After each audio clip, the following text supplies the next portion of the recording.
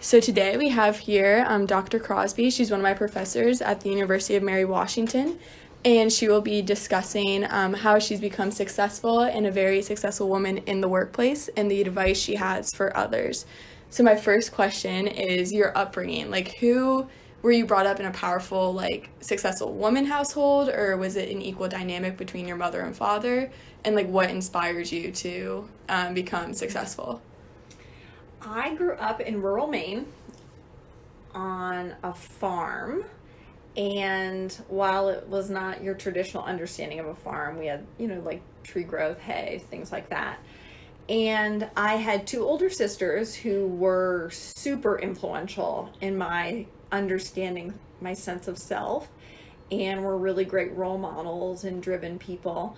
But I think it also stems mostly from my parents, where my dad was a very active sort of mom figure in the community. He worked locally and had a lot more freedom in his job. So he was always very active in my school activities and really supportive and really never missed much. He was always around. And so with that, you have a sense of support, a sense of structure, accountability. And what I really appreciate for my mom, who is an educated woman, working woman, that she was able to demonstrate how to negotiate those roles and also the realities of how challenging it is, especially in the era of the 80s and 90s where you had fewer resources to support you as a working mother. But I also, looking back, am super appreciative of the way that she was never self-deprecating. She never made fun of herself or drew attention to, oh, I don't like my body, or, oh, I need to lose weight, or, oh, she never focused on things that are unhelpful to young girls and women and have the potential to really creep in and take up really prime real estate in your brain. You don't need to be wasting your time on that. Mm-hmm. And for me too, she often joked, boyfriends can always wait, that there are other important things to prioritize, and that sometimes the things that are perceivably so important as a young person or high school student, they really aren't, and not to get bogged down with some of the things that can lead you astray. So I really appreciated their perspective on that, and just their present parenting was great. Right. So then going off of that, when you said growing up, your mom was Mm-hmm. this influential figure for you, and in school, do you remember the first time that you, or if you were ever kind of put down by a male teacher or a male figure in school about being smart or being sure of yourself? Yeah, I really struggled with math growing up. And I also, ironically, struggled with reading early on. They had shifted to whole language, which was, I guess, a controversial approach to teaching kids how to read. They'd gotten away from phonics. And I remember just feeling really discouraged because I couldn't get it, but also because I was a good person in class, followed the rules, had great penmanship, was always organized or on time. My weaknesses went under the radar. Oh, but she's such a good girl. Oh, she's so bright. Oh, when in fact I needed special educational attention that was not really given to me. However, if I perhaps had acted out, perhaps had gotten attention in negative ways, I would have gotten the resources allocated to me earlier on. But I was really fortunate that my sister was reading to me one night, and she said, you know what, Emily can't read, to my parents. And that's kind of how it started. And I was able to get summer school help and things like that. Later on, I had really cultivated a strong kind of verbal foundation and really liked school. I liked school so much, I was in it until my early 30s. But I had a math teacher in high school, and I really wanted extra help. And his attitude was, gosh, Emily, you don't have to be good at everything. Basically, just let it go. Let it go. You're not going to be good at math. And I remember thinking gosh, man, he does not know me very well. Don't bet against me. And I didn't do well in the class. I felt really discouraged. And I thought about him when I almost got a perfect score on my GRE in math because I was overcompensating, thinking, oh, I'm not good at math. I've got to study, study, study. And the irony is that it was his negative words that stayed with me that could be seen as an unfortunate event, but it ultimately propelled me to think, like, actually, I'm not bad at math. Like, that's not my identity. I just was unpracticed at math. I wasn't particularly passionate about math. I had a hard time seeing the relevance in it, and I needed a better educator and mentor to point out that, you know, this is how you can apply it. This is how you can get excited about math in a relatable way. And I think ultimately that spurred my passion for education and rhetoric, because oftentimes we have so much misinformation or missed opportunity, misconnection, because we don't know how to talk about things and convey that to people, especially when it matters. Right. So you also mentioned in class that you played lacrosse growing up and also basketball. So what drove you to play those sports, and did you have any coaches in particular that you feel that like shaped you growing up and into the person you are today? Definitely. So growing up, I was not a big reader, right? Because I had my reading difficulties, and my sisters were just voracious readers, would love to go to the library and just get books out. It just didn't do it for me. I was like, why am I reading about all these other kids' adventures? Like, I want my adventures. I was always outdoors. I was just very active. And I was, quote unquote, the boy of my family, always mowing the lawn, working outside. And when sports came along, specifically because my parents were both working, I signed up for every after school thing that they offered. From kickball to crafts to, I like to think it made me very multifaceted in my interests and hobbies. But I started to realize, like, wow, I'm pretty good at this. And by fifth grade, you know, I was really a fast runner and strong, and I was very competitive, and I really liked it. And again, supported by my dad and my parents all along the way. And lacrosse, interestingly enough, started when I was a freshman in high school, and I picked it up in 10th grade. And so I was really late to the party, but in 10th grade, we won the state championship. And I played every minute of that state championship game and took it really seriously that this was an amazing opportunity. And just getting inducted to my College Hall of Fame a couple weeks ago, in my speech, I pointed out the idea that you can't really piece it all together when you're living it, but looking back, like, lacrosse changed my life. Like, you know, it's the reason I went to Allegheny College. I felt that it really utilized my physical attributes to the best. It was a great match for me because I had played field hockey all through high school and was recruited quite a bit for that, and played basketball as well. But, you know, those are hard on my body. Wasn't as passionate. And also I was asked to stay on and coach at Allegheny College, and that's where I met Carter, my husband.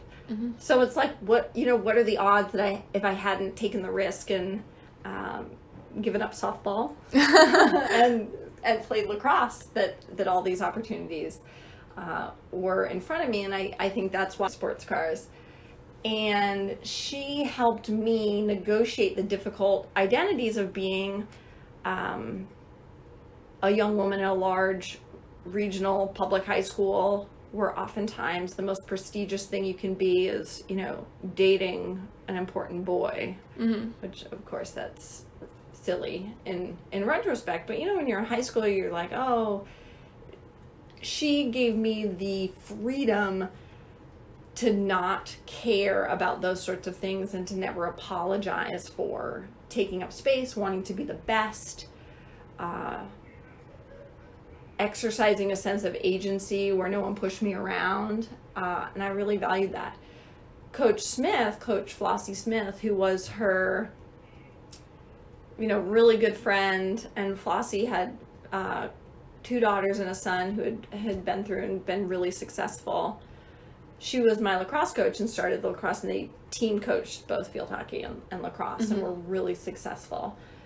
Faith Littlefield died my senior year of high school from complications of lung cancer, and Flossie Smith died my freshman year of college. And so it was a really difficult experience to sort of be so close with them and then lose them in such kind of tragic ways. They were both 60. And, I think about that now. My parents are in their 70s, and gosh, 60 is so young. Yeah. But they meant the world to me. Seriously, I wouldn't be who I am without them. And I think that's the value of sports and the value of mentorship that some people miss when they think about why, Title IX is so significant, why women's access to sports should never be taken for granted and never challenged, because it was one of the rare opportunities to have a mentor where there's sometimes few and far between for young women and girls. And so I think that's really important that they get a shout out. That's awesome.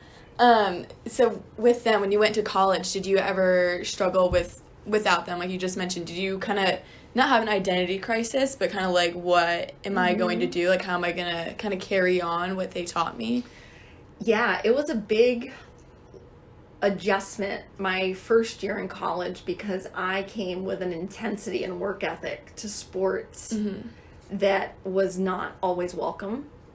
This idea of, this is Division III, or this, that, and the other.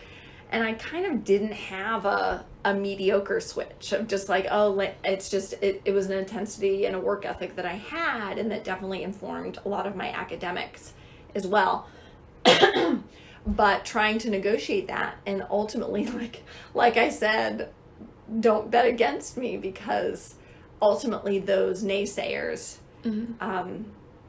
fell by the wayside, left the team or quit, and I just kept doing what I was doing and didn't question myself or apologize for wanting to bring the program to a new level. And that's what I was brought in to do in a lot of ways, and I just am really proud of that I was part of something, because you have a lifetime to dabble in this, that, or the other. And for me, if you're passionate about something, you shouldn't have to dim your light or dull yourself down to fit in with people who want to feel comfortable. And I think, again, that's a really important takeaway for me, and why sports were huge and who I was and who I am. Also thinking about, it was really tough because they were a great sounding board to talk about some things, and people who I knew would always support me. But then again, I also have a really great family who stepped up to the plate, sports metaphor, to help in that role. And I'm still really close with my best friend Brooke from high school, and that's something, that'll always bind us, is our shared experiences with Faith and Flossie, and that really important time in our lives. So you mentioned in class, and you mentioned it here too, for women to not apologize, how women are always so apologize for interrupting in a meeting or something. So where do you find that's important for young women or women in college to understand when they're about to enter the workforce or just daily life? Yeah, so I think part of it is women don't know how to exist in spaces without trying to be smaller. And that's something we've learned from the beginning, whether it's trying to physically be smaller by dieting or being attracted to small, cutesy clothes that are in small sizes. Do I think small, cutesy clothes are problematic? Absolutely not. If that's something that you find is fulfilling for self-expression, go for it. But I also think it's really important that you not spend your energy, time, and money trying to control your body to be smaller and appease a larger patriarchal model where women are encouraged to be quieter, smaller, more polite, more complicit, because that ultimately benefits power structures that dismiss and devalue women. And for me, that's, again, going back to my family, we joke, we've been referred to as the strapping Deering women. So I'm the smallest of the three daughters in my family. And I really appreciate, I've always loved being taller. I wish I were even more tall. And this idea of women constantly being told that they need to be smaller and smaller does a great job to help them buy silly products and waste their money that's already informed by wage gaps and already at a disadvantage, and also encourages them to kind of silence and self-censor themselves, especially in workplaces where their voice is valuable, their point of view is much needed. And I think too, in conjunction with the larger Me Too movement, we're starting to realize, oh, I thought I was in an isolated incident. I thought it was my personal issues. I thought I needed to figure it out myself and buy a self-help book and get my nails done and take on the world. No, actually, these are larger systemic issues that women deal with in all sorts of workspaces, and that rather than thinking about you've done something wrong, thinking about, hey, what's the systemic issue that is leading to women leaving certain jobs because they feel unsupported or alienated or have endured various elements of harassment. I've been very fortunate that I haven't had many problematic encounters. It also could be testament to the fact that I exude a certain don't mess with me vibe. I don't know. I can't really articulate that, but also it's important that we allow girls and women to feel like they can take up space, whether it's metaphoric space, literal space, space in discourse, space in certain educational realms or workplaces, and that they shouldn't keep apologizing for existing, because that's a terrible way to value yourself. Right. So now kind of backtracking back to college. So did you have an idea of what you wanted to study once you got into college? Like, did any of these values from high school, from growing up in sports, did that put any emphasis on what you wanted to study?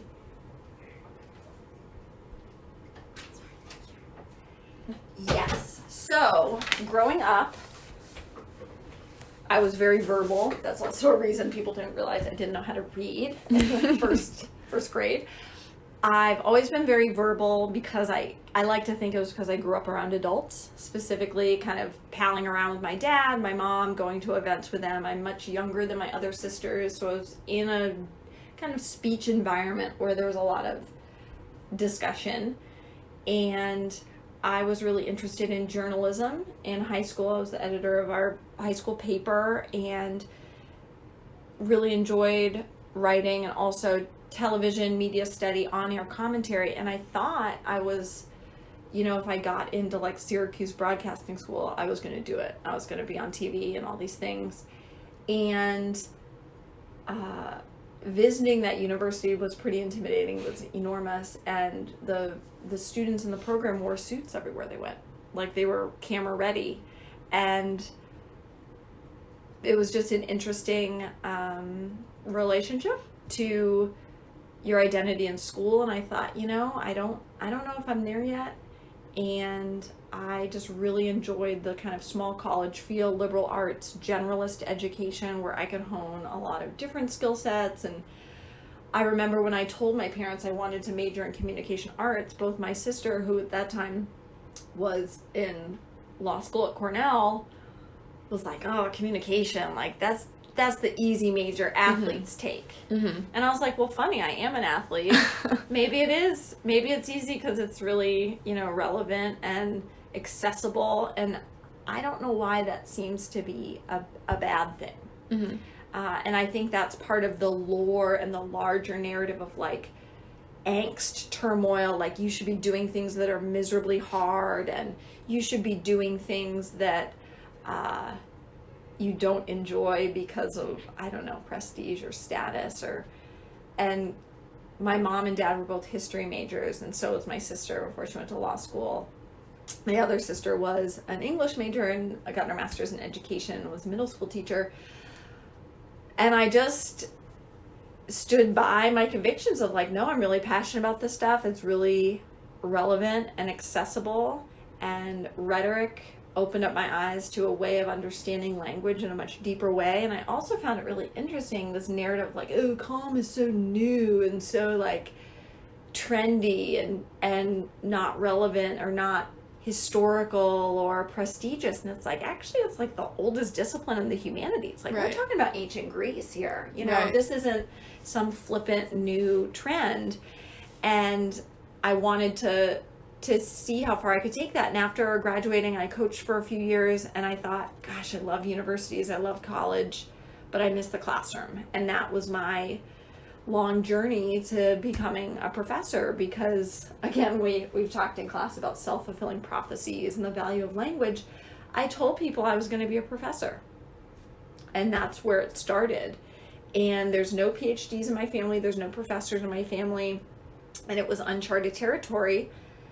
I started in a master's program in applied communication as a part-time student in Indiana. Carter and I moved out there together, and was doing substitute teaching, and got enrolled, and then found a lot of different research funding, and made my way, and then applied to the University of Pittsburgh. It was the only PhD program I applied to, because not only was it a great match, but Carter got a job in Pittsburgh, and it was a great decision. I really,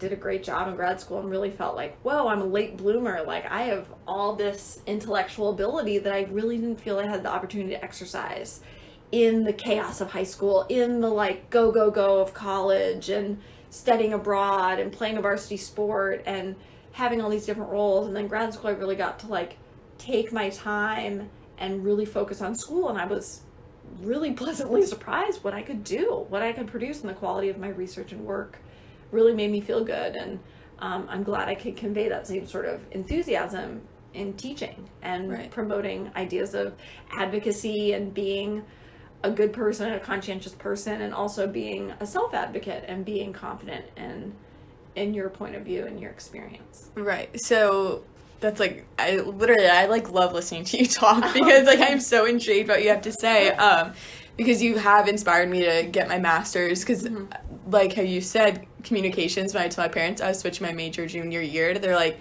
to what? My communications? They're like, well, why? I'm like, it's such a broad aspect of life. You have to communicate, to get anywhere in life. So that just opened up so many doors and all of that. But like you said, everyone frowns on communication. Do you have any insight, even though this is like a little off topic, do you have any insight why you think that is? I think it's because we don't have a historical kind of foundation with older generations. And I think sometimes it is a generational gap, where there's often prestige ascribed to certain areas of science, specifically hard science, and then the buzzwords of today are STEM, which unfortunately we often equate making a lot of money with a valuable discipline.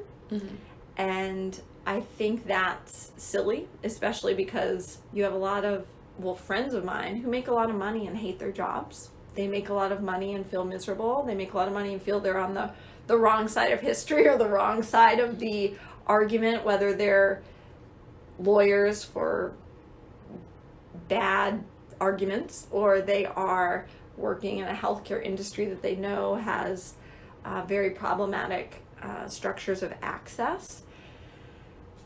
And so for me, I can't emphasize enough that I love my job.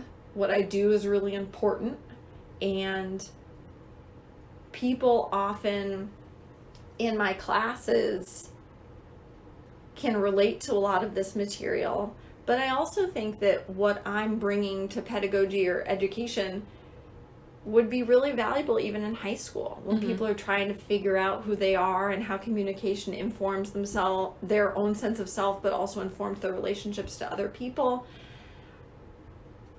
I articulate it best because I think I've made believers out of anyone I've talked to, whether it's, friends, colleagues, my family, because communication isn't just silly because it's new. And it's not silly because a lot of women do it. And medicine and IT and math and engineering aren't better because they're masculine fields that pay a lot of money, but rather all of those fields are informed by rhetoric. Today, our lecture was about health communication and the rhetoric of science. And it's just really interesting. I think it would blow people's minds in med school to have a rhetorician come in and say, listen, this is how biology is informed by gender, not the other way around. Right. Oh, well, no. Biology is an objective hard science. It's all about, experiential data, anatomy. Sure, but how we convey that information is undoubtedly informed by culture and informed by the words that we use. And I think for some, spending time with communication and spending time in that necessary critical thought can be destabilizing, especially for people who have bought into the notion of like objective truth, everything's black and white, nothing matters, that has no influence or bearing on my thought process. Advertising doesn't impact me, right? We have a lot of people who, if they bought into the value of communication, might be destabilized to the point of being compelled to be critical thinkers. And I think being pushed to be a critical thinker is a great outcome of a lot of this discourse. And I think it's undervalued because a lot of people aren't willing to understand it. Right. And being dismissive is sometimes a defensive mechanism when really what they're asking is, hey, can you explain that to me? And I think that's what I try to, using my parents in a lot of anecdotes and teaching, where a lot of times they simply have questions, but sometimes they frame it in maybe not the most eloquent ways or ways that seem provocative or dismissive or like, what's the deal with this these days? When really they're asking because they don't know. Right. And there's value in that, to have the patience to explain it to some people. Right.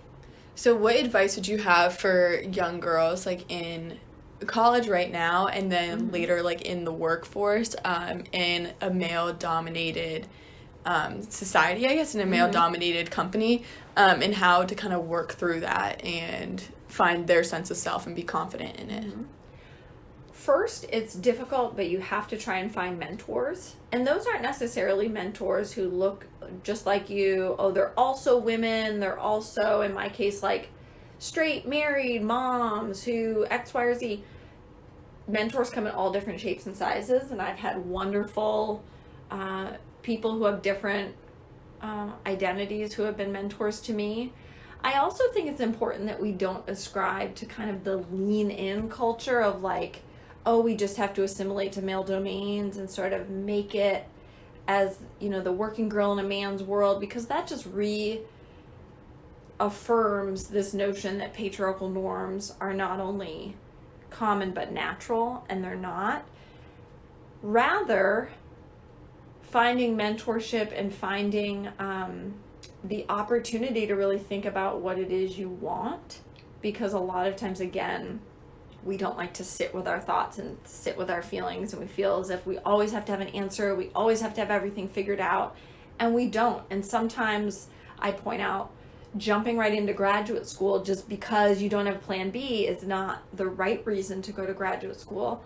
But also in working domains, to think about colleagues, mentorship, and not being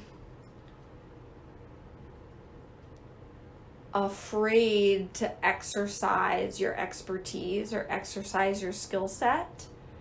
There was one other thing I wanted to point out about mentorship that I can't remember at the moment. This has happened to me more this year. I'm like, oh no, I've become all my mentors.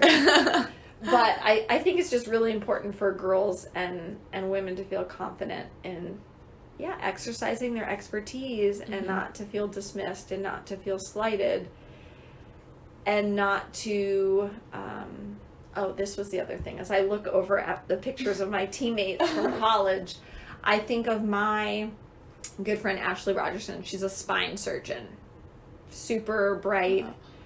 We're both really intense, competitive people, and we were in sports.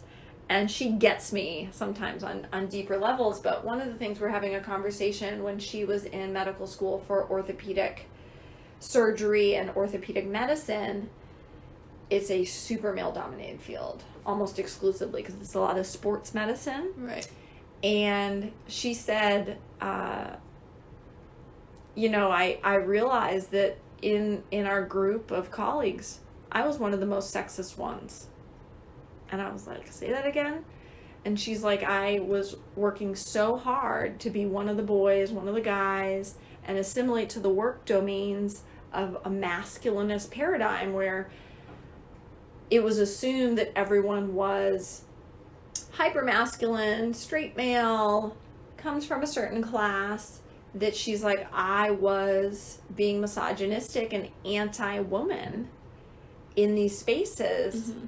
And while it promotes this idea of allegiance and promotes this idea of like, hey, I'm one of you guys, it ultimately metaphorically shoots you in the foot because you're ultimately devaluing you yourself. And so what's important for me to point out to girls and women is to really sit and think about how you are sexist, how you dismiss women's ideas, how you've been conditioned to see women as adversaries in competition, not as allies and support systems. Because again, a great way to maintain a status quo is to isolate marginalized parties so that they can't work together to challenge structures. Right. Okay. And that's why, in digital spaces, something like a hashtag like Me Too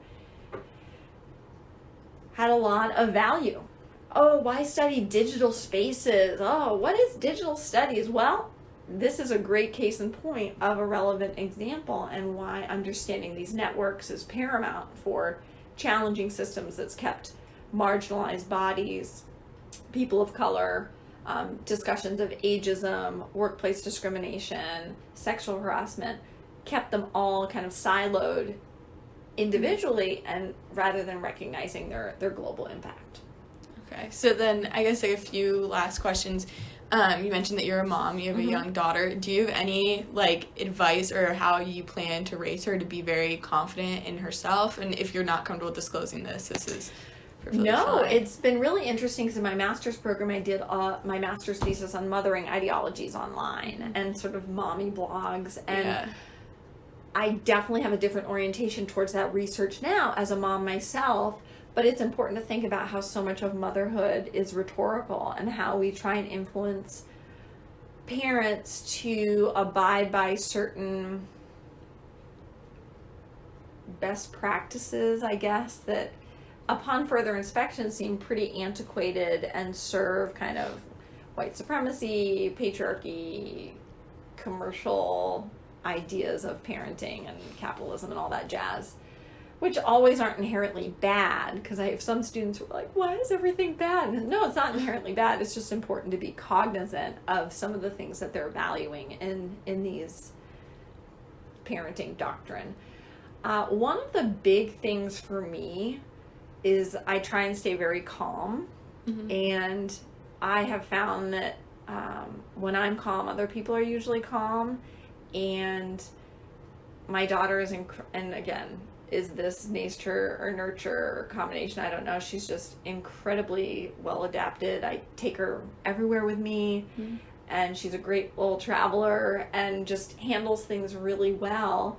And I try and again point out that idea of being a calming presence. And I think that sometimes takes some practice, and I've definitely worked on it in my life as a mentor to others. When students come in, it's like, the world is ending. Yeah. I missed this deadline, or I had this terrible exchange with so and so. But it's important to kind of have some reflection on that and try and keep your cool. And also there are times that you can lose your cool and times that it's not as helpful or fruitful.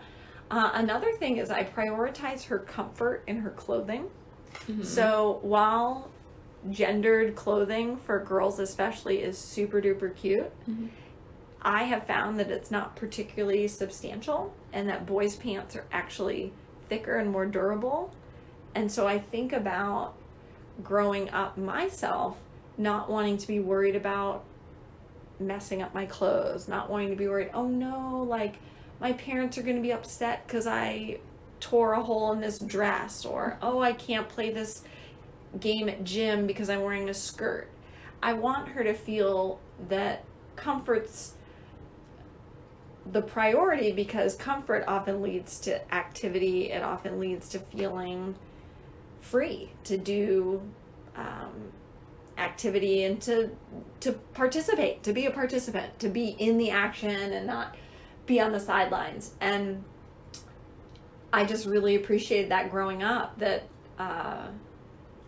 there wasn't a value on, oh, make sure your hair doesn't get messed up, or make sure you don't do this, because you want to participate and be a part of the action, and that builds a sense of confidence and experience, and it's really important. The girly stuff is super cute, I totally get it, but until my baby can kind of have that sense of self and be attracted to certain kinds of clothes and exercise that self-expression, I just think it's important that we prioritize her comfort and ability to participate, and not see girliness as something like a rule book she has to adhere to, because I think that's, again, not the best way to spend our energy and self-expression. And also to be very conscientious that I speak about myself in very positive and comforting ways, to develop a positive home life and sense of self, and not to tear myself down, because I don't think that's particularly helpful. And to get down on ourselves in front of our kids, sure, it can teach resilience and can teach bouncing back from disappointment. Absolutely, that's really important.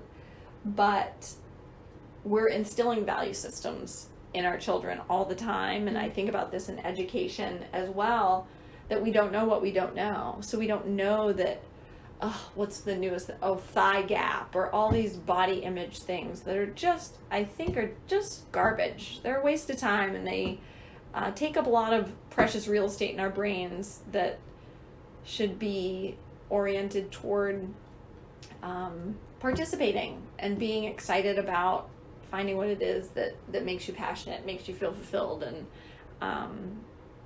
not everyone has that privilege. Some people, you need a paycheck and you need to be able to just work. I get that, but also that sometimes we spend a lot of time on things that maybe don't matter and aren't the best for our health. So I think that's important. And I got a lot of that from sports. This idea of like caring for your body, fuel, taking care of yourself, because sometimes we can take it for granted and be focused on the wrong things about our bodies, especially as girls and women. Right. So then one last, I guess, closing remark is that this project was about successful women. Mm-hmm. So I consider you a successful woman. Oh, thank you. Of course. But how would you label a successful woman? Or do you think there is a label, or do you think every woman is successful in different ways? Yes. So success is very subjective. So on paper, we often look for education. We look for independence in the sense of like financial viability. We look for stability in people who are able to raise families or kind of have a stable home life or sense of self.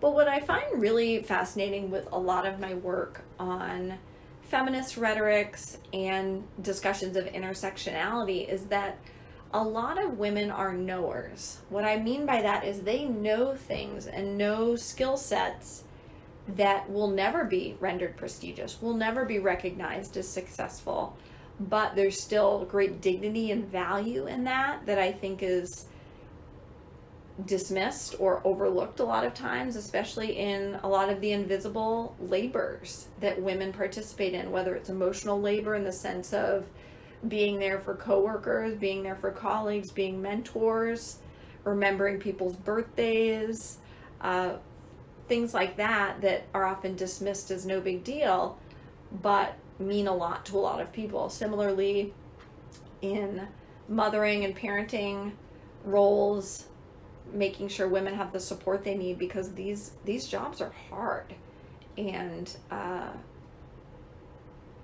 I think recognizing the intersectionality of a lot of these challenges is paramount when we think about women and success.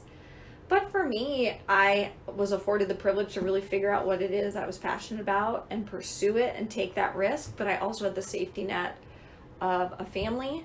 I also had the safety net of a husband who's employed. I had the safety net where, if something terrible happened with health or finances, that there are people I could call upon. And there's a lot of privilege in that. So I think it's important that we complicate success in the way that what could women be if we were provided support and resources and parenting and mentorship and coaching and the sort of resources that have historically gone to elite classes or elite gender. I think, success can be broadly defined, and people are certainly successful in their own ways and in their own contexts. Awesome. Well, thank you so much. You're welcome.